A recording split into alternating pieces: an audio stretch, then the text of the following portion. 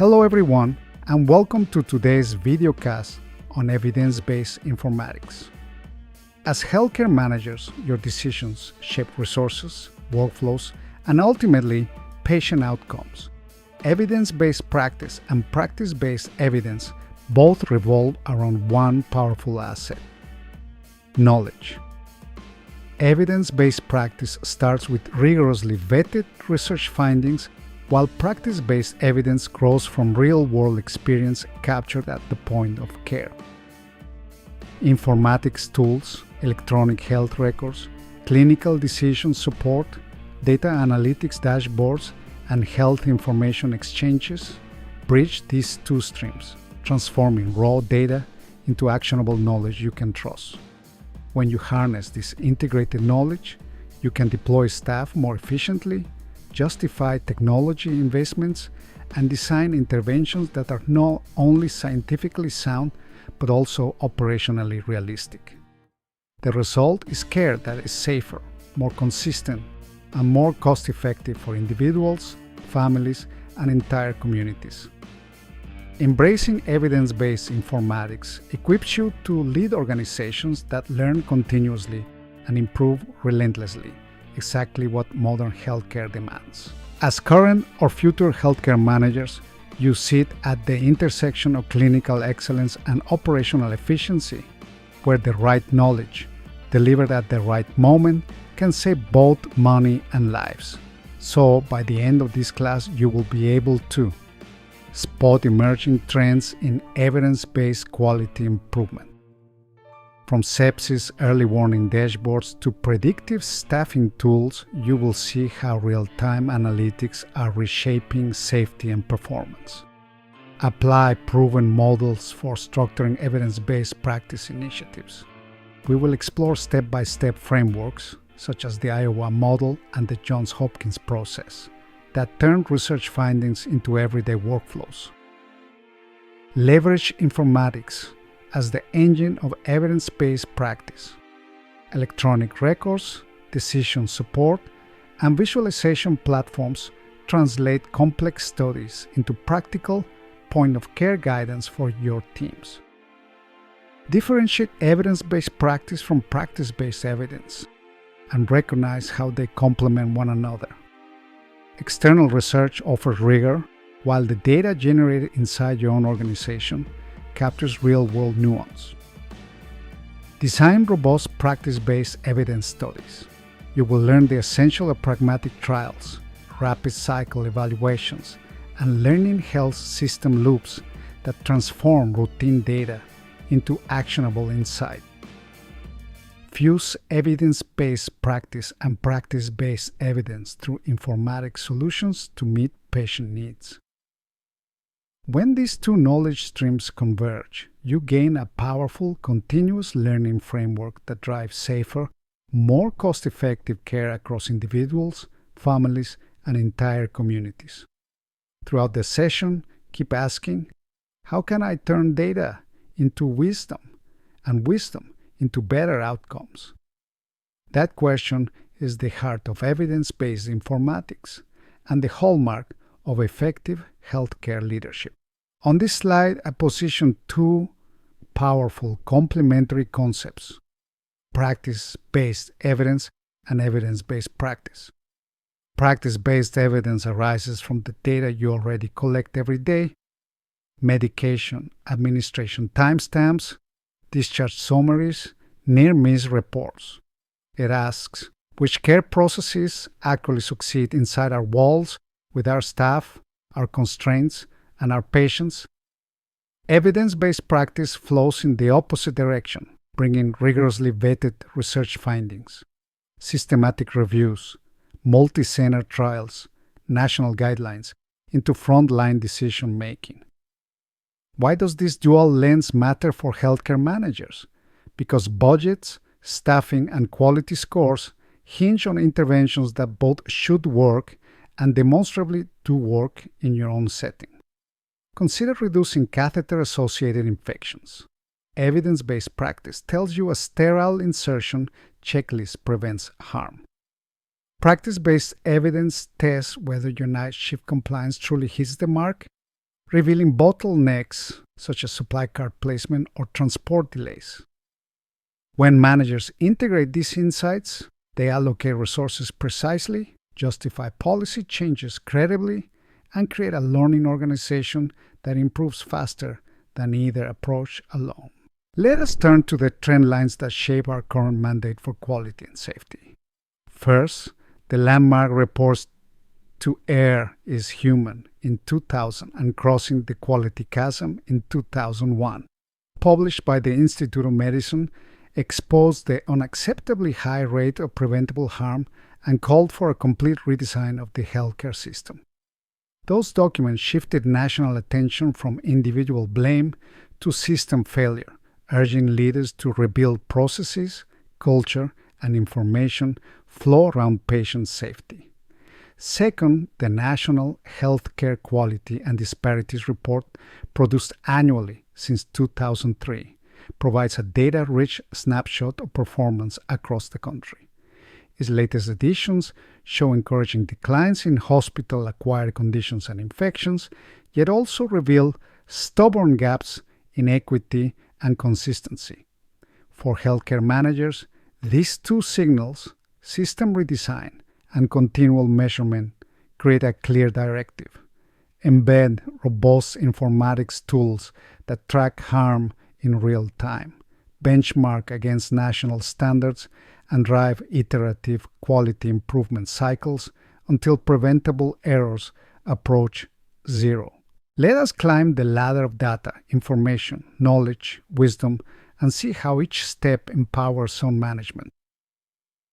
We begin with data, individual facts such as medication times, temperature readings, or supply counts.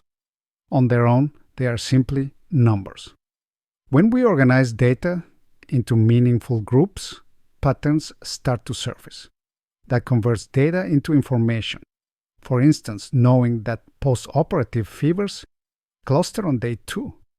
By organizing information and identifying relationships between the facts, we uncover knowledge. Linking those fevers to delayed antibiotic delivery explains why the pattern exists. Finally, wisdom emerges when we act on that knowledge. We revise protocols so antibiotics reach the bedside within 1 hour after surgery, preventing infection and cutting costs. For healthcare managers, mastering this progression ensures that every digital trace collected in your facility ultimately guides safer practice, sharper budgeting, and more reliable outcomes for patients and communities alike. We have followed the path from raw data to wisdom. Now let us ask, how do we carry that wisdom into daily practice? Several well-tested frameworks can guide you. Stevens' STAR, Model of Knowledge.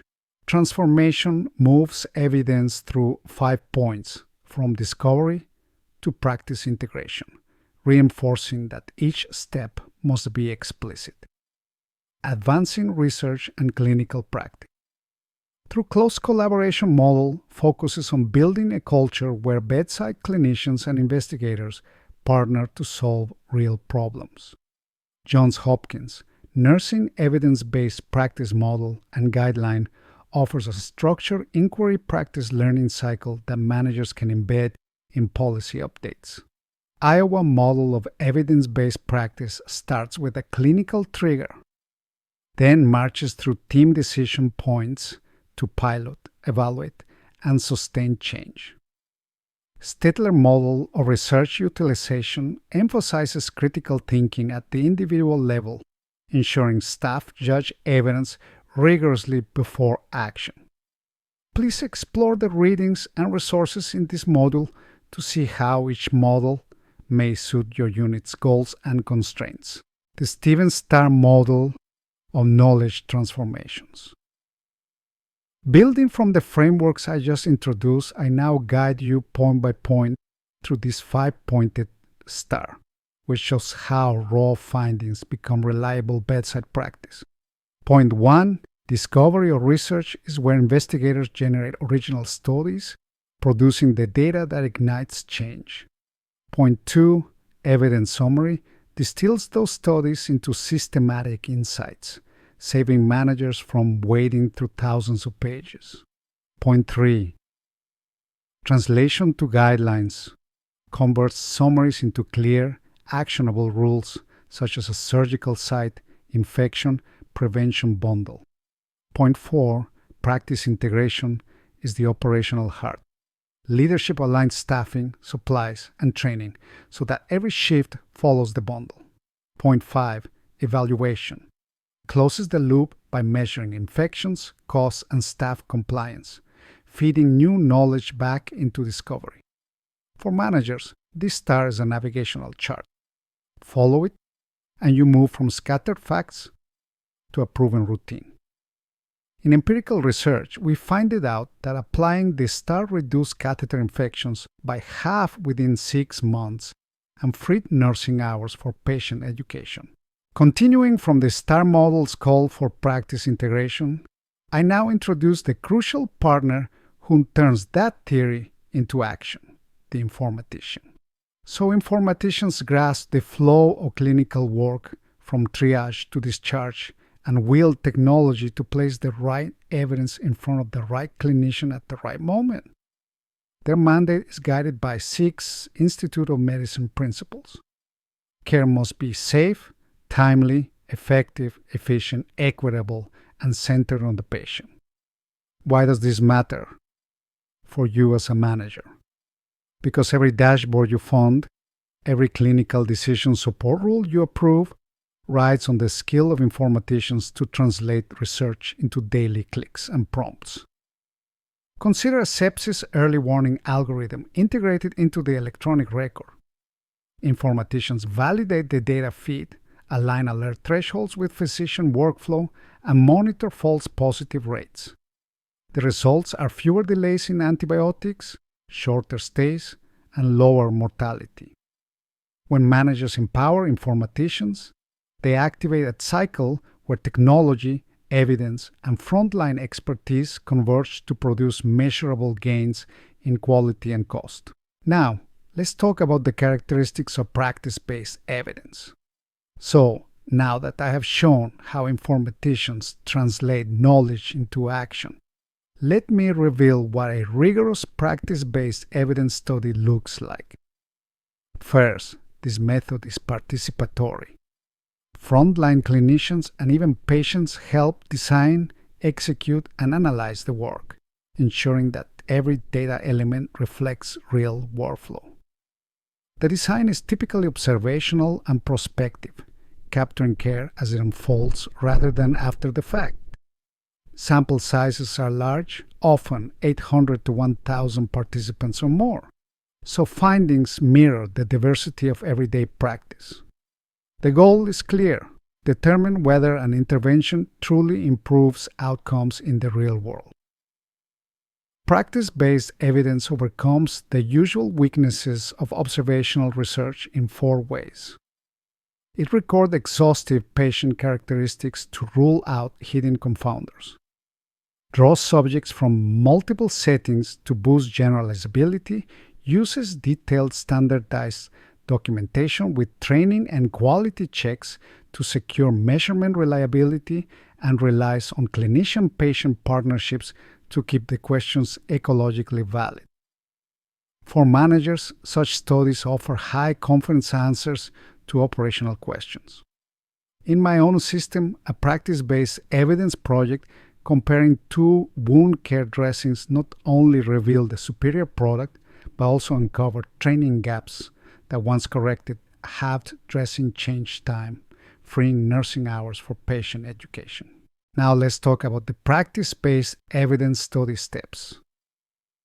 I am now walking you through the 6 discipline steps that turn everyday observations into trustworthy practice-based evidence. Step 1 is to create a multi-site, multidisciplinary clinical team. Involving different hospitals, clinics, and professions ensures diverse patients, richer insight, and faster spread of success. Step 2 is to control for differences in patient severity of illness. We capture comorbidities, functional status, and social factors. so results are not skewed by who walks through the door. Step 3 is to implement intensive data collection and to check reliability. Standardized forms, staff training, and periodic audits keep each blood pressure, lab value, and narrative node accurate. Step 4 is to create a study database. Clean, well-structured tables allow rapid queries and clear lineage from raw record to final report. Step 5 is to successively test hypotheses. Begin with broad comparisons, refine questions, and retest until patterns hold across sites. Step 6 is to validate and implement findings.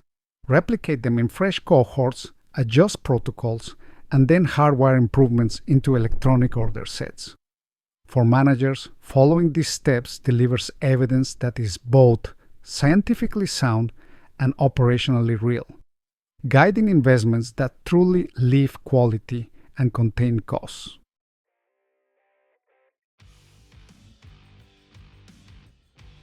I have guided you through a journey from raw data to real-world improvement. We began with the need for evidence-based informatics, where researchers and frontline teams joined forces to turn knowledge into safer, leaner care.